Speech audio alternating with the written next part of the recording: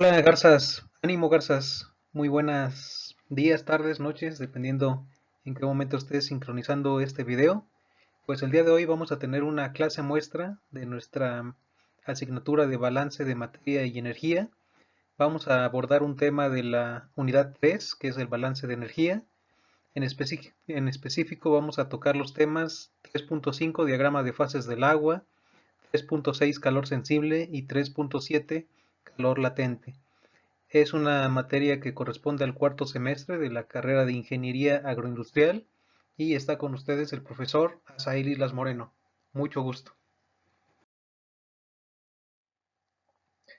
Como primer punto, conviene recordar cuál es el objetivo de esta unidad. La tercera es utilizar los conceptos de las ecuaciones de balance de energía para resolver, mediante una metodología sistemática, problemas de procesos por lote, semicontinuos y continuos, con o sin reacción química de la agroindustria con la finalidad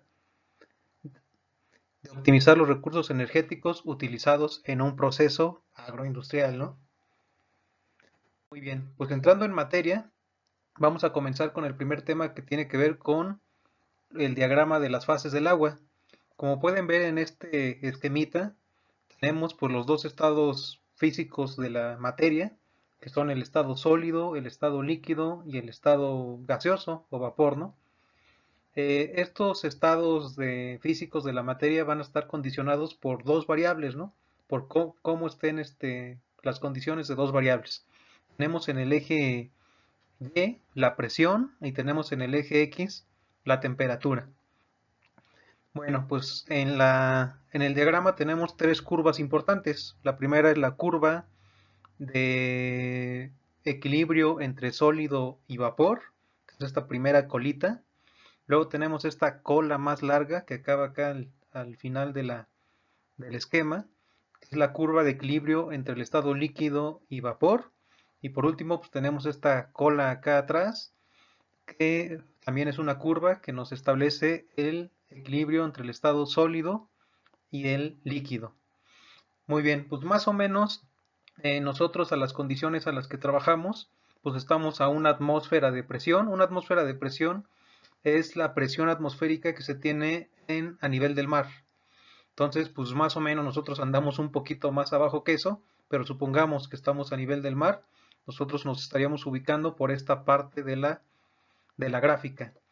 Y nuestra temperatura más o menos ambiente, pensando en una zona como en la que estamos acá en Hidalgo, Estado de México, pues estamos más o menos a unos 20 grados centígrados, ¿no? Entonces, pues más o menos este punto verde señala las condiciones, digamos, normales, ¿no? En las que estamos nosotros operando regularmente. Bueno, vamos a ver pues cómo nos puede servir este esquemita que resume un montón de información en términos de herramientas que puede aplicar un ingeniero agroindustrial. En primer lugar, algo que podemos hacer teniendo estas condiciones de presión y temperatura es bajar la temperatura sin mover la presión y pasar del estado líquido al estado sólido. De hecho, en estas tres curvas, digamos, los puntos más interesantes, pues son los vértices, ¿no? Son estos umbrales, ¿no? Este de aquí, este de acá y este de acá. Vamos a repasar cada uno de ellos. Tenemos que para llegar a este primer punto, pues nosotros tuvimos que mantener constante nuestra presión atmosférica y tenemos que bajar la temperatura. A ese punto en el que nosotros llegamos al estado sólido se le conoce como punto de fusión. En el punto de fusión es un punto en el que tenemos una atmósfera de presión y 0 grados centígrados de temperatura. Bajo estas condiciones, parte del agua o de la materia que estemos ocupando, referencia ahorita el agua, la mayoría de los alimentos, su principal componente es el agua, por eso tomamos como referencia el agua. Parte de esa agua va a estar en estado sólido y otra parte va a estar en estado líquido, ¿no? En este punto de equilibrio. Muy bien, pues ese punto de fusión da lugar a una tecnología que se ocupa mucho en la industria alimentaria, que es la congelación. ¿Qué tipo de alimentos podemos congelar? Pues casi todos, ¿no? Prácticamente todos, en su mayoría, los alimentos contienen su principal componente es el agua. Entonces, pues muchos alimentos pueden ser conservados por medio de esta operación unitaria, que es la congelación. Entonces, pues a una presión constante, bajamos la temperatura hasta llegar al punto de fusión y obtener el agua en estado sólido, reduciendo la actividad de agua para que los microorganismos no tengan punto de acción y podamos conservar por más tiempo nuestros alimentos, ¿no? Entonces, ese es una primera región, primer punto que nos va a interesar de este esquema. Ahora imagínense, no quiero enfriar el producto, no quiero congelarlo, pues más bien quiero realizar otro tipo de tareas en donde más bien el producto en su estado líquido o el producto que contiene en su mayoría agua, pues yo lo quiero llevar a la temperatura de 100 grados centígrados. A esta temperatura se le conoce, o este punto en donde mantenemos la presión de una atmósfera, que es la condición regular a nivel del mar, y los 100 grados centígrados, a ese punto se le conoce como punto de ebullición. Y también es un punto muy importante en donde pues, el equilibrio va a estar entre el estado líquido y el gas. O sea, parte del agua va a estar en estado gaseoso y parte del agua va a estar en estado líquido en estas condiciones de presión y temperatura, ¿no? Y lo más importante de esta parte es que vamos a tener pues, operaciones que están asociadas con este punto de ebullición, como son la concentración o la evaporación, ¿no? Algunos productos de carácter agroindustrial que pasan por este tipo de procesos, pues son todos los jugos y néctares, y por ejemplo el puré de tomate, ¿no? Entonces, esta es otra operación muy importante en términos de un ingeniero agroindustrial para procesar sus materias primas en productos terminados, ¿no?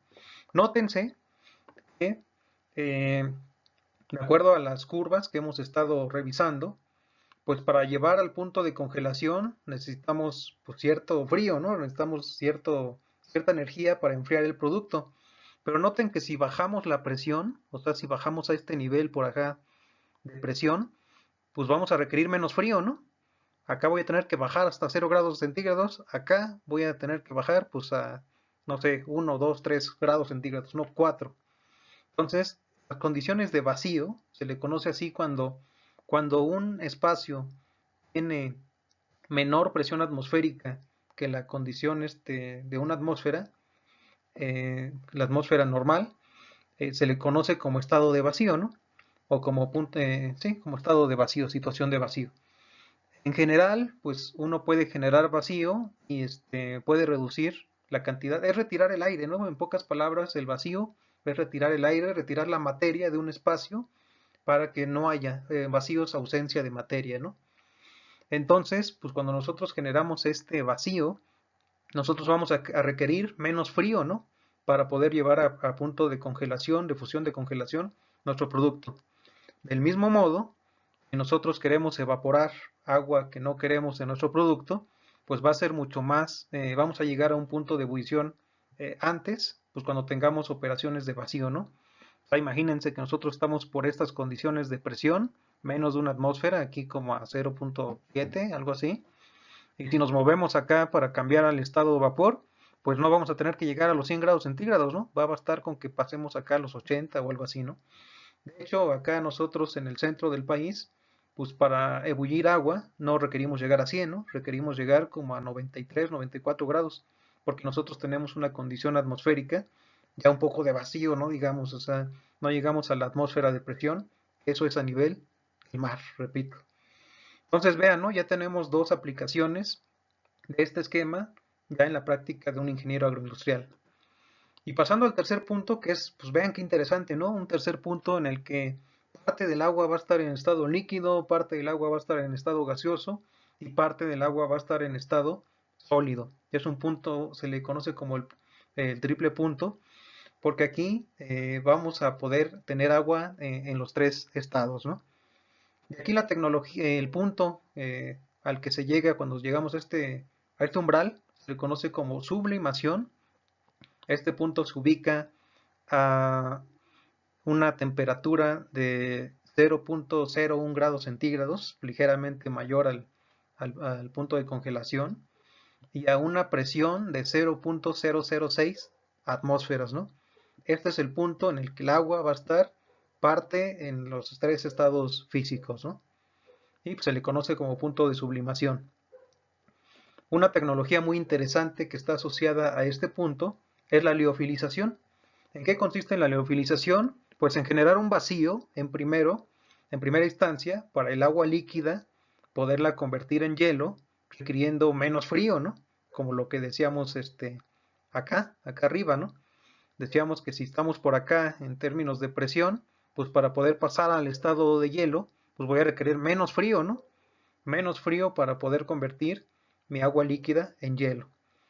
Y después eh, pasamos a un estado de presión en donde vamos a estar a 0.006 o inferior, en donde prácticamente es imposible que del hielo volvamos a pasar por el estado líquido. Vean, de 0.006 atmósferas de presión para abajo, va a ser imposible que nosotros pasemos o transitemos por el estado líquido. Entonces la sublimación consiste en eso. Primero transformar el agua líquida en hielo por medio del vacío y reduciendo temperatura. Y ya que estamos en estado hielo de nuestro producto, vamos a ejercer un poco de calor, o sea, movernos hacia la derecha del diagrama para poder tener vapor, ¿no? Entonces el agua la estoy retirando por medio de frío, ¿no? Primero la vuelvo hielo y después con un poco de calor la sublimo y se va a manera de vapor, ¿no? Entonces este tipo de tecnología se ocupa para productos en donde nos interesa que el calor no afecte la calidad nutricional y ciertos pues, componentes termosensibles, ¿no? Como las vitaminas o los aromas, ¿no? Por ejemplo. Entonces, productos como los frutos secos, que nos interesan mucho los colores, los aromas, las vitaminas, ocupan este tipo de tecnología y no se diga también el café, ¿no? El café para conservar sobre todo aromas. Ok, vean que también pues este diagrama tiene conexión con nuestros dos próximos temas, ¿no? Que son el tema del calor sensible y el calor latente. Vamos a ver qué es el calor sensible. El calor sensible es la energía que necesitamos para calentar o enfriar. Acuérdense que a veces nos va a interesar movernos hacia acá para concentrar o hacia acá para congelar eh, una sustancia sin afectar su estado físico, es decir, solamente para enfriar o para calentar. El calor sensible, ya poniendo un ejemplo, vamos a pensar en que nosotros estamos produciendo alguno de estos alimentos, ya sea un puré de tomate, un jugo, un néctar, y nosotros lo primero que queremos hacer es concentrar este producto, ¿no? Entonces vamos a querer retirar el agua que está en exceso.